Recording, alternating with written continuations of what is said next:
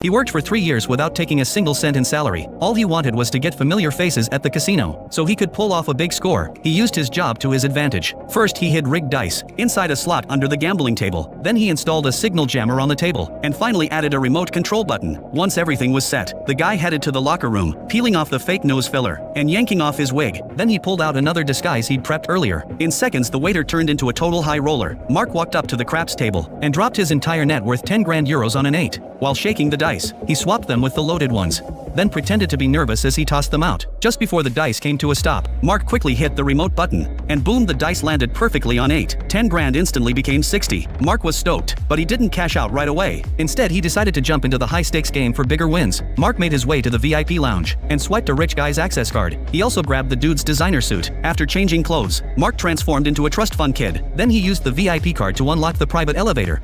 Once inside, Mark immediately pulled out a key and opened the elevator control panel and plugged a remote controller into the circuit board. Right then, a staff member wheeled in a cart of fresh playing cards for the game. Totally unaware, he just walked straight into Mark's trap. Mark then sent a fake signal from his phone to the elevator. Seconds later, the elevator crashed. While it was pitch black inside, Mark swapped the regular deck for a high-tech one. Once power came back, the staff had no clue what just went down, because the real scam was only just getting started. Mark flashed his VIP access card, sailed through security, and headed back to the poker table. He put on some slick black shades, playing the part of a loaded playboy. Once all the high rollers were seated, Mark kicked off his high-tech hustle. As the dealer shuffled the deck, Mark seized the moment to cheat. He tapped his phone, and the hidden cards lit up crystal clear. Thanks to his smart glasses, he could see every card's value like it was printed on his palm. But once the game began, Mark kept losing hand after hand. That's because he was pumping up his opponent's confidence, so they'd start betting bigger and bigger. Once he saw they'd let their guard down, Mark moved in for the kill. After the dealer dealt the cards, Mark checked his smart glasses and saw his opponent's whole card was weaker than his, so he shoved all his chips in. Everyone froze, but after a beat, his opponent trusted his luck and called the bet. Mark was sure he'd won.